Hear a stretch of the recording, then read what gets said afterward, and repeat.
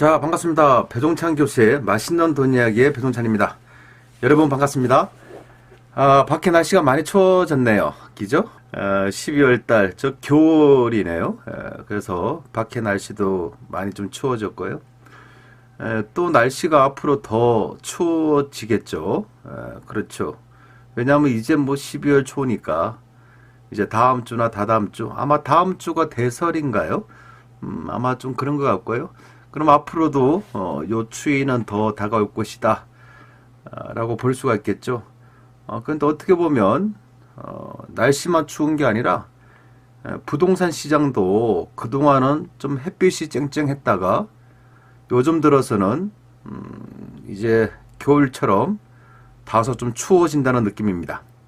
하지만 마냥 또 추울 수는 없겠죠. 또 겨울이 오면 또 겨울이 또 지나가고, 그러면 또 봄이 오고, 또 봄이 오면 또 봄이 또 지나가면 또 여름이 오고, 그래서 항상 순환적으로 이제 변동되고 바뀐다라고 볼 수가 있겠죠.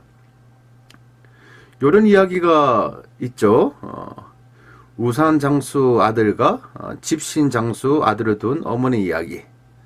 그러니까 아들이 두 명인데요. 한 명은 우산을 파르고 한 명은 집신을 팔아. 이런 이야기는 많이 다 아실 겁니다. 그래서 비가 오는 날에는 우산 파는 아들을 생각하면 그 어머니가 흐뭇하고 기쁘죠. 그런데 비가 오는 날 집신을 파는 막내 아들을 생각하면 갑자기 또 슬퍼지는 거예요. 어떻게 먹고 살아. 저거 걱정이다. 근데 또 비가 이제 그치고 날씨가 좋아져요. 이제 날씨가 쨍쨍한 날씨입니다. 그러면 또 집신 파는 아들을 생각하면 그 엄마의 마음은 또 흐뭇한 미소가 나오죠. 그런데 이 햇빛이 쨍쨍할 때는 우산 파는 아들을 생각하면 또 갑자기 눈물이 핑 돌겠죠. 우리 아들 어떻게 먹고 사나.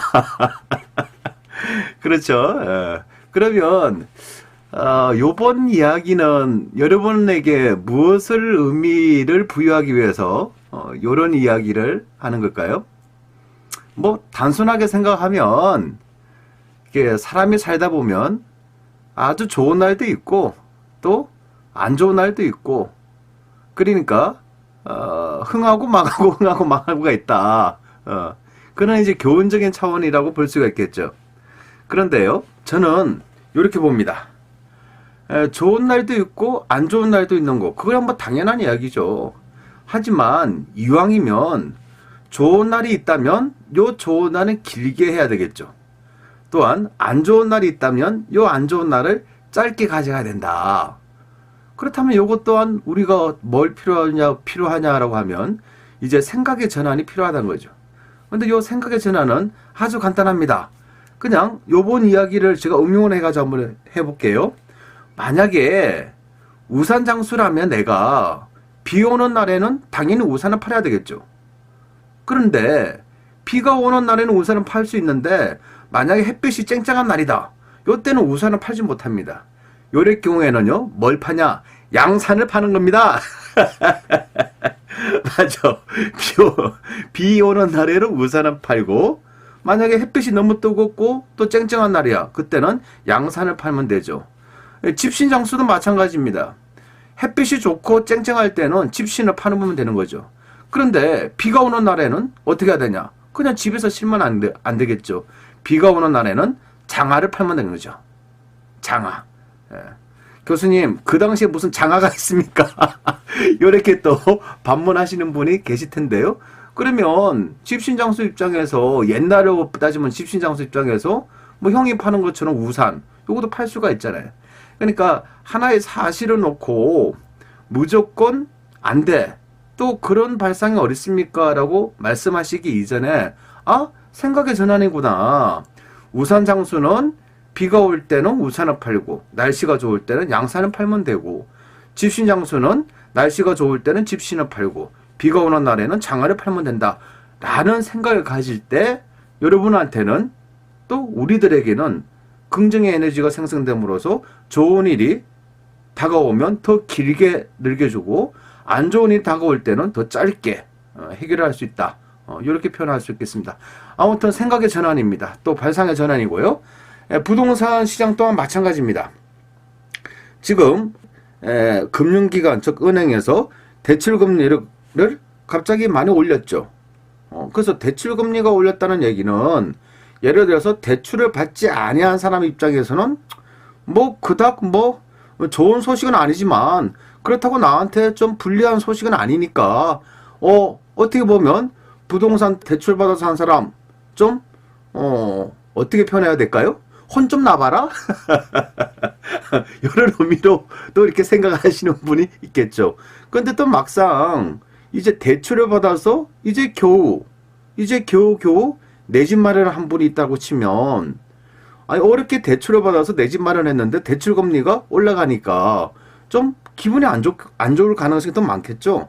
예. 예를 들어서 한 달에 이자를 30만 원 납부하다가 한 달 이자를 31만 5천 원씩 납부한다 라고 한다면 그래도 한 달에 15,000원 이상을 15,000원 정도로 더 납부를 하는 거니까 이자로서 좀 기분이 나쁠 수가 있겠죠. 또 요것 또한 마찬가지네요. 앞서 얘기한 것처럼 요것 또한 우리가 저금리 때는 저금리가 좋은 사람이 있고 또 나쁜 사람이 있잖아요. 그래서 저금리 때 좋은 사람은 누구냐라고 하니까 이제 은행 담보 대출을 이용해서 이제 투자를 해가지고 수익을 창출하는 사람은 좋을 거고, 그런데 저금리 때 좀 안 좋게 생각하는 분들은 누가 있을까요? 예금을 가지고 있는 사람들이죠. 은행 예금으로 인해서 그래도 생활비를 벌었는데 이제는 원체 저금리이기 때문에 은행 예금으로 먹고 살기가 어려졌다. 그렇지 않겠습니까? 항상 이것도 상대성이 있다는 거죠. 그래서 금리가 올라가거나 금리가 내려지거나 항상 좋아하는 분이 있고 또 반대로 안 좋아하는 분이 항상 계시다는 거죠. 하지만 좀 슬기로운 사람 또 현명한 사람은 금리가 올라갈 때는 요렇게 대처를 하고 금리가 떨어질 때는 요렇게 대처를 하는, 그렇게 함으로써 금리가 올라가든 금리가 떨어지든 좀 슬기롭게 대처를 한다면 앞서 이야기한 것처럼 좋은 날을 길게 할 수가 있고 안 좋은 날을 짧게 할 수 있는 그런 것 같습니다. 그러니까 우리가 얼마큼 많이 알고 있냐, 즉 지식과 지혜 그리고 경험으로 해가지고 우리가 현명한 선택을 할 경우에는 좋은 날이 길어지는 거고 안 좋은 날이 짧아진다라고 볼 수가 있겠죠. 자, 아무튼 오늘은 지금 시중은행들의 이제 대출금리가 갑자기 상승을 했어요. 예를 들어서 10월 말이나 11월 달에 초에 담보대출을 이용해서 내 집 마련을 하고자 하는 사람이 11월 초 내지 10월 말에는 계약서 쓸 때 은행에 알아보니까 담보대출이 예를 들어서 3%더라. 근데 지금 한 달 내지 두 달이 지난 이후에 지금 와서 은행 잔금을 납부하려고 잔금 대출을 받으려고 했으니까 지금 잔금을 받으려고 하니까 저번 달만 하더라도 예를 들어서 주택담보대출 이자가 3%에서 갑자기 지금은 3.45%를 달라. 내지는 3.5%를 달라. 즉 실질적으로 금리가 올라갔다는 얘기예요. 그런데 국내 은행들이 갑자기 대출 금리만 갑자기 팍 이제 인상을 했던 겁니다, 이게. 그러면 은행 입장에서는 왜 이렇게 갑자기 미국에서도 기준금리를 아직 올리지 않은 상태에서 왜 갑자기 이렇게 국내에서 왜 대출 금리만 이렇게 올랐을까? 첫째로 본다면요. 11월 3일, 즉 부동산 규제 정책이 나왔죠. 이 부동산 규제 정책 중에서도 이제 집단 담보, 즉 아파트를 처음으로 분양을 할 때 우리가 아파트를 분양하고 나서 한 2년 6개월 내지 3년 뒤에 아파트가 완공되지 않습니까? 그러니 중도금을 납부하셔야 되잖아요. 분양권에 대한. 그래서 이 중도금에 대해서 시중은행들이 대출을 하지 않습니까? 중도금 대출. 그래서 요거는 한 세대 한 세대가 중도금 대출 받는 게 아니라 1000세대, 2000세대 그 아파트 분양하는 아파트 전체에 대해서 전체적으로 해서 담보를 잡죠. 요런 형태로 우리는 아파트 집단 담보 대출이라고 합니다. 그러니까 요건 한 세대 한 세대가 아니라 총괄적으로 그 세대 전부를 원하시는 분에 한해서 전부를 대출을 하니까 일본 시중은행, 일본 기존에 있는 아파트의 그 담보대출 금리보다는 집단으로 이루어지니까 금리가 좀 싸겠죠. 그런데 11월 3일 부동산 규제 정책으로 인해서 이제 요 담보대출이 집단으로 나가는 담보대출이 좀 줄어들 수도 있다라고 생각한 거죠. 왜 그러냐 하면 요 11월 3일 부동산 규제 정책으로 본다면 예를 들어서 재건축 아파트 또한 분양권 아파트의 1순위에 대해서 자격을 주겠다. 또 만약에 분양을 받고 나서 분양권 전매가 수시로 이루어지는 게 아니라 만약에 특정 지역에 한해서 분양을 받고 난 다음에는 소유권 이전 등기 끝날 때까지 분양권에 대해서 전매를 하지 못한다. 이런 부분에 대해서 타격을 입히는 거잖아요. 그래서 국내 은행 입장에서 본다면 예를 들어서 11월 3일 부동산 규제 정책으로 인하여 집단담보대출에서 수익이 악화될 것이다. 또한 트럼프가 당선 이후 이제 국외적으로 금융시장이 불안하다. 그리고 예를 들어서 12월달 내지 1월달에 미국에서 기준금리를 올린다. 그래서 우리 은행은 요러 하니까 미리 미국에서 기준금리를 올리기 전에 우리가 미리 기준금리를 올려버리자. 이런 차원에서 이제 갑자기 이렇게 금리 자체를 올린 거로 일단은 생각이 됩니다. 그러면 주택담보대출 이자율에 대한 결정은 어떻게 이루어지냐? 이것도 궁금하시잖아요. 물론 또 아무 생각 없는 사람 입장에서는 이런 것도 궁금하지도 않아. 그리고 담보대출 이자가 몇 퍼센트인지도 나는 알 수도 없어. 또 알고 싶지도 않아. 이런 분도 계십니다. 하지만 여러분이 부동산 투자를 하신다. 내지는 뭐 재테크를 한다. 요거 하실 때 담보대출 이자율 요런 것도 반드시 투자를 하실 때 눈여겨볼 사항이잖아요. 지금 미국에서 기준금리를 올린다고 해서 국내에서 기준금리가 올리면 즉각적으로 부동산 시장이 약간 좀 작년보다는 재미가 없어질 거다. 이런 식으로 다들 말씀하시잖아요. 그게 다 이유가 있다는 거죠. 다 하나의 작은 원인들이 묶여져 가지고 하나의 작은 결과가 도출이 되잖아요. 따라서 무조건 여러분들이 부동산에 대해서 전문 용어가 나오고 경제에 대해서 전문 용어가 나와서 나는 모르니까 나는 아직 배워도 조금 배웠으니까 나는 아직 많이 못 배워서 이렇게 말씀하시면 안 되고 오늘 요 계기로 해서 아까 말씀드렸잖아요. 우산 장수도 뭘 팔아야 돼? 양산을 팔듯이 집신 장수도 장화를 팔듯이 뭔가 좀 더 알려고 하나라도 더 알기 위해서 노력을 해야죠.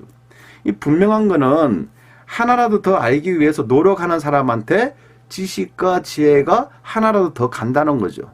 노력하지 아니한 사람한테는 아무것도 안 간다는 얘기입니다. 자, 따라서 오늘 이제 주택담보대출 이자율 결정에 대해서 그러면 은행에서는 담보대출 이자율을 어떻게 결정하냐? 은행에서는 기준금리하고 가상금리를 더해서 주택담보대출 이자율을 정한다는 겁니다. 여기서 말하는 기준금리는 한국은행이 기준금리를 말하는 게 아니라 여기서 말하는 기준금리라는 거는 양도성 예금증서라고 있어요. 양도성 예금증서 즉 CD 이자율이라 그러는데 요거하고 금융기관 간의 단기 차입금에 대한 이자 이걸 콜금리랍니다. 즉 여기서 말하는 콜금리는 은행과 은행끼리도 돈을 주고받고 할 수도 있잖아요. 그래서 은행과 은행끼리의 단기 차입금에 대한 이자 요 콜금리하고 CD 이자율을 이제 내 가지고 우리가 주택담보대출 이자율을 정한다는 거죠. 그런데 그래서 요거는 기준금리도 있고 또 가상금리라고 있어요. 그래서 기준금리하고 가상금리 두 가지로 하는데 여기서 말하는 가상금리는 뭐냐니까 위험 가중금리를 말하는 겁니다. 즉 가상금리라는 거는 위험이 가중된 금리를 말하는 거죠. 이는 대내적 대외적으로 금융기관이 생각하는 관점에서 즉 은행이 생각하는 관점에서 위험이 높으면 높을수록 위험 가중금리는 높아지겠죠. 그리고 위험 가중금리가 높아지니까 당연히 대출금리도 올라가겠죠. 그리고 위험이 낮으면 낮을수록 위험 가중금리도 낮아지고 또 대출금리 또한 낮게 책정이 되겠죠. 그래서 은행 입장에서는 아직 미국에서는 기준금리를 올리지도 않았는데 우리 시중은행에서 먼저 이렇게 대출금리에 대해서 올린 이유는 아까도 얘기한 바와 같이 첫 번째로 본다면 이제 11월 3일 부동산 규제 정책, 그 다음에 미국의 대선 영향, 요거 때문에 위험이 높아졌다고 간주하는 겁니다. 하지만 제가 생각하는, 저 개인적으로 생각한다는 거는 이건 은행에서 너무 좀 오바를 하는 거다. 왜냐하면 첫 번째로 본다면 이제 11월 3일 즉 부동산 규제 대책이 부동산에 관련된 전반적인 규제 억제 정책이 아니잖아요. 규제 정책이란 거는 특정 지역, 서울 강남이 되겠죠. 특정 지역과 특정 투자 종목, 여기서 말하는 투자 종목은 주로 재건축이나 분양권이 되겠죠. 여기에 초점이 맞춰진 규제 정책이잖아요. 그래서 요거는 투자 지역과 투자 종목으로 본다면 전체다, 대한민국 전체다에 해당되는 거 아니고 일부에 해당되는 거죠. 그래서 요 일부에 해당되는 것을 금융기관에서 너무 급하게 위험이 다가왔다라고 생각하신 것 같아요. 두 번째로 본다면 미국 대선 결과인데요. 우리가 아시잖아요. 미국 대통령 선거한 날 우리나라 주가, 즉 코스피 시장이 많이 떨어졌잖아요. 한 3%까지 떨어지다가 결론은 한 2.5%대에서 왔다 갔다 했잖아요. 그런데 일본 같은 경우는 더 많이 떨어졌다가 더 많이 하락을 했죠. 그런데 묘하게도 그 다음날 대부분의 국가에서 원상 회복이 했잖아요. 즉 미국 대선 결과가 우리는 요거로 트럼프 대통령이 당선된 이후에 우리 전 세계적으로 금융시장이 아주 국외적으로 금융시장 아주 안 좋을 거다 이렇게 생각했지만은 예상 밖으로 국외적으로 금융시장이 안정화가 되고 있지 않습니까? 단 하루 만에 안정화가 되는 겁니다. 그래서 이렇게 놓고 본다면 어떻게 보면 금융기관에서 너무나 이거 오버하는 거 아니냐. 즉 미국의 금리 인상 아직 안 됐어요. 그럼에도 국내부터 먼저 올려버리고 또 어떻게 보면 지금 금융기관 즉 은행 입장에서는 좀 수입이 예전에 비해서 수입이 축소가 되지 않습니까? 그러니까 은행 입장에서는 너무 자기네들의 경영수지 악화를 어떻게 돈을 빌리는 사람들 즉 대출받고자 하는 사람들 그런 사람들한테 어떻게 보면 스트레스를 주고 또 그런 사람들한테 오히려 이자를 더 받아내므로써 자기네들의 경영 수익을 더 좀 개선하고자 하는 그런 차원에서 이렇게 행위를 하지 않았나라고 생각합니다. 아니, 단적으로 보면 대출금리를 올렸다면 여러분들이 예금하는 예금금리 또한 대출금리 인상분만큼 올려줘야 되잖아요. 근데 예금금리는 제자리고 대출금리는 올려버리고 먹고 살기 위해서 생활비가 부족해서 담보대출을 이용하는 사람이 있고 또 아들, 딸들이 지금 아무것도 하는 게 없다. 아무것도 하는 게 없는데 아버지 사업비치 좀 대주세요. 야 지금 같은 시대에 네가 무슨 사업이냐 이렇게 말을 할 수도 있겠지만은 뭐 아들, 딸들이 그렇게 부탁하면 뭐 부득이하게 또 덜어줘야 될 거 아닙니까? 그러면 또 자연스럽게 담보대출이잖아요. 금리가 저렴하니까.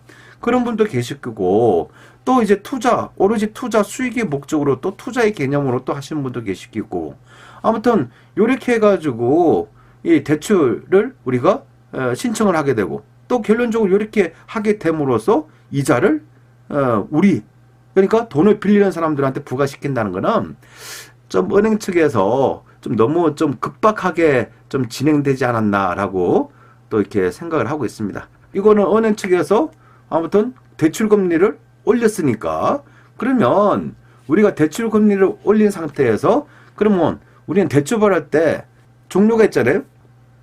이자 부분에 대해서 우리가 선택을 합니다.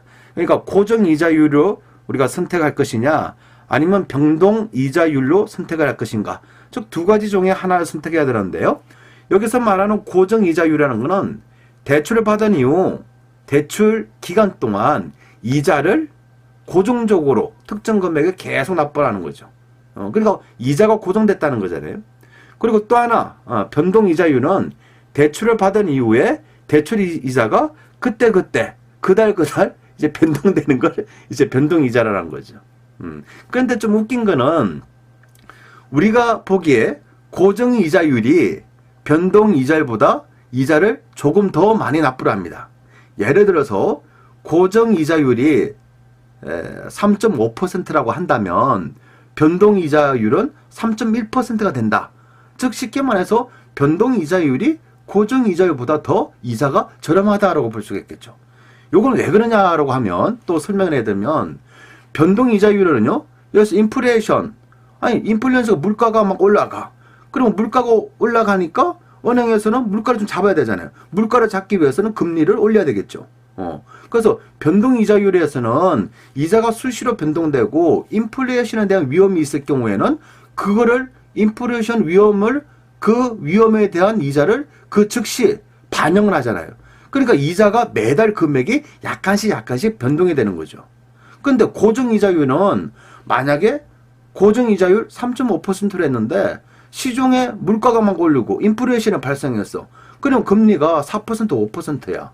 그럼 고정이자율을 딱 하게 되면 어떤 현상이 있어요? 내가 즉 대출을 받는 사람이 담보대출을 받는 사람이 이자는 3.5로 10년 20년 동안 고정인데 10년 20년 뒤에 보니까 지금 시중의 이자가 5%야. 그럼 우리 돈 빌린 사람은 이득을 본 거죠. 기잖아요? 은행은 손실이 난 거고. 따라서 고정이자율 속에는 요 인플레이션에 대한 위험을 즉각 반영을 하지 못해요. 그러니까 당연히 고정이자율은 요 인플레이션에 대한 위험에 대해서 반영하지 못하니까 이자가 변동이자율보다 더 높게 책정이 되는 거죠. 그러면 아무튼 교수님 오늘은 왠지 모르게 복잡합니다. 그럴 수도 있죠. 아니 그동안 공부를 안 하셨잖아. 이게 뭐 서울에서 강의를 하다 보면 간혹 가다가 시험 문제도 냅니다. 아니 교수님 제가 내 돈 대고 교수님 강의를 그냥 마음 편하게 듣기 위해서 강의를 제가 수강 신청을 했는데 갑자기 왜 또 시험을 봅니까? 라고 하시는 분이 계시는데요. 때때로 시험도 봐야 됩니다. 그래야지 정신이 번쩍 차리고 내 수준이 여기밖에 안 되는구나. 앞으로 더 열심히 노력했구나. 그런 자극과 동기부여가 필요하기 위해서 때때로 시험도 보긴 봐야 되죠. 아무튼 교수님 오늘 너무 어렵습니다 라고 생각하시면 어쩔 수 없어요. 한 두 번, 세 번 또 반복적으로 이제 또다시 들으셔야죠. 모를 경우에는 반복밖에 없으니까. 그러면서 이런 얘기를 듣고 이런 방송을 한번 들어보시고 요렇게 방송을 들어보시고 시간이 지난 후에는 신문 기사를 보더라도 뉴스를 보더라도 배종찬 교수가 말한 게 이러한 부분 때문에 말을 했구나라고 이제 접목이 되는 거죠. 그런 순간 오늘 요 방송 주제가 여러분한테 살과 피가 되는 겁니다. 좋습니다. 그렇다면 여러분 입장에서는 고정이자율을 선택하겠습니까? 아니면 변동이자율을 선택하겠습니까? 두 개 중에 하나를 선택해야 됩니다. 뭐를 해야 됩니까? 가위바위보로 한다? 동전을 던져서 앞뒤를 맞춘다? 그건 아니고요.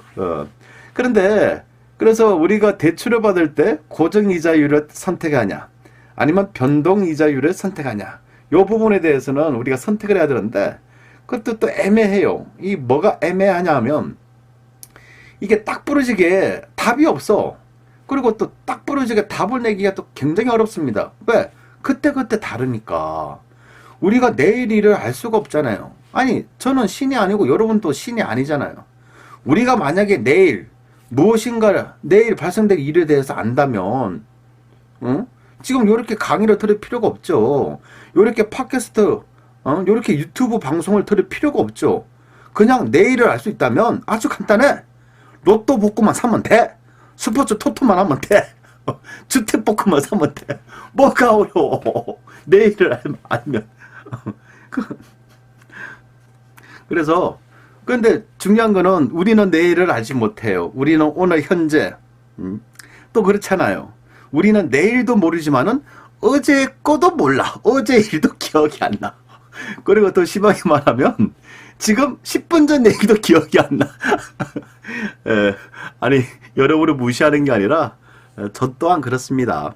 저 또한 이게 시간이 지나면 기억이 가물가물하고 어제 저도 누구를 만나서 무슨 말을 했는지 좀 가물가물할 때가 있고 그렇잖아요.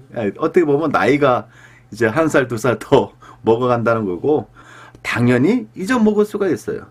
어떻게 보면 이 사람의 머릿속에 가장 중요한 건데 요거 기억력 상식. 이거 또 지나간 얘기를 기억 못하는 거. 이것도 굉장한 겁니다. 왜냐하면 우리 머릿속에 슬픈 일, 안 좋은 일이 그게 기억이 지워지지 않냐고 계속 있어봐요. 얼마나 힘들겠어요. 친구랑 10년 전에 싸웠어. 근데 그 친구가 무슨 말을 했기 때문에 내가 어떻게 했기 때문에 얘랑 같이 싸웠다. 요걸 10년이 지난 지금까지도 다 기억한다면, 그리고 그 감정이 그대로 살아있다면 사람이 얼마나 불행하겠어요. 그렇지 않나요? 그래서 나쁜 거는 제깍 잊어먹어야 돼. 그리고 좋은 것도 잊어먹어야 돼. 좋은 건 잊어먹으면 안 되겠죠. 좋은 거는 좀 더 기억하려고 노력해야 되고. 아무튼 그렇습니다. 아무튼 결론적으로 말해서 담보대출을 받을 경우에 여러분들은 고정이자율을 택할 것인가 아니면 변동이자율을 택할 것인가, 이제 선택의 기로가 있습니다. 자, 여러분 어떤 선택을 하시겠습니까? 작은 결론. 이거는 제가 생각하는 점입니다. 그래서 물론 제가 말을 한다고 해서 요게 정답이다라고 표현하기는 어려워요. 왜냐하면 다른 전문가들이나 다른 또 이제 교수님들이랑 또 다른 경제학자들 같은 경우에도 요 금리를 가지고 요렇건 저렇건 얘기가 많잖아요. 많고 또 자기 생각과 자기 주관이 좀 다양하다는 거죠. 다만 제가 그런 여러 교수님들이나 또 그러한 학자분들 또 그런 전문가들 얘기를 오늘 다 할 수는 없잖아요. 오늘 또 다 해드리고 또 거기에 대한 분석까지 해드리고 그러면 시간이 없어. 그런데 이렇게 다 알려드리고 다 해드리면 여러분 머리가 더 터져버리는 거죠. 그래서 작은 결론은 제가 생각하는 점에서 그냥 참고만 하세요. 작은 결론은 여러분이 만약에 아파트나 부동산을 투자의 목적으로 경매나 금매물을 매입을 했어. 매입을 하신 다음에 요걸 몇 달 안에, 1년 안에, 2년 안에 매도를 할 생각이라면 굳이 고정이자율로 하실 것보다는 현재 변동이자율이 더 금리가 싸기 때문에 변동이자율로 하시는 게 좋다. 그리고 요 집은 내가 거주의 목적이야. 투자의 목적도 아니고 이건 내 집이야. 즉 거주의 목적이고 이왕이면 거주의 목적인데 집값도 좀 올라줬으면 좋겠다. 여기 뭐 솔직한 여러분들의 마음이잖아요. 그죠? 물론 이런 분도 계시죠. 나는 오로지 거주의 목적이다 라고 해서 강원도 두문산골 가서 거주의 목적으로 살 수도 있어. 그 집에서 거주의 목적. 그렇지만 여러분들 마음속에는 내 집 마련이잖아요. 그리고 이왕이면 거주의 목적 플러스 좀 시세 차익. 그래도 올라가면 좋죠. 그래서 나는 내 집 마련을 했어. 그리고 거주 목적 플러스 투자의 목적이야. 그리고 나는 요 집 하나밖에 없어. 그러면 어떻게 보세요? 좀 길게 보셔야 되겠죠. 이런 식으로 길게 볼 경우에는 또 거주의 목적 플러스 투자의 목적이라면 길게 보는 거라면 예를 들어서 미국에서도 금리도 올라가고 또 국내 금리도 올라가는 좀 왠지 모르게 뒤숭숭하잖아요. 이럴 경우에는 고정 이자율로 정하시는 게 좀 더 효과적일 거다 라고 말씀드릴 수 있겠습니다. 다시 압축을 한번 해드리면 압축을 해드리는 거예요. 투자의 목적으로 단기간에 사고팔고를 할 것이다. 그럴 경우에는 뭐다? 변동이자율. 내 집 마련이고 좀 그래도 난 길게 가고 싶다 라고 할 경우에는 고정이자율을 약간 관심을 더 가지시고, 특히 내 집 마련을 하면서 내 집 마련의 꿈과 희망을 두시면서도 고정이자율을 무조건 택하는 얘기는 아니고요. 왜냐하면 이거 사람 일은 내일이는 알 수가 없잖아요. 왜냐하면 고정이자율이 변동이자율보다 이자가 높으니까. 그래서 무조건 고정이자율만 하는 게 아니라, 그래서 좀 길게 볼 거라고 한다면 그냥 고정이자율로 하는 가정에 1년 지나고 2년 지나고 3년 지나는 시점이 되면 요거 금리가 어떻게 바뀌고 있고 담보대출 금리가 어떤지 한번 좀 찾아보셔야 되겠죠. 또 공부를 해보시고 그 다음에 예를 들어서 이제는 내가 금리가 시중은행의 금리가 계속 올라갈 거라고 생각했는데 요 시중은행의 금리가 올라가지 않고 오히려 떨어지네. 그러면 고정 이자율로 정한 담보대출을 해지할 수도 있잖아요. 물론 중도 상하 수수료가 부과되냐 안 부과되냐, 또 몇 퍼센트가 부과되냐에 따라서 요것도 달라져야 되겠지만은, 뭐 예전에도 강의 드린 게 있지 않습니까? 예전에 내가 6%의 담보대출을 받았는데 지금 담보대출 금리가 3%야. 그러면 6% 이자를 납부할 필요가 없잖아요. 그거 근저당권, 즉 말소를 하고 해지를 하고 뭘 해라? 대출을 갈아타야죠. 3%짜리로. 이런 식으로 또 발맞춰서 나갈 수가 있다는 얘기입니다.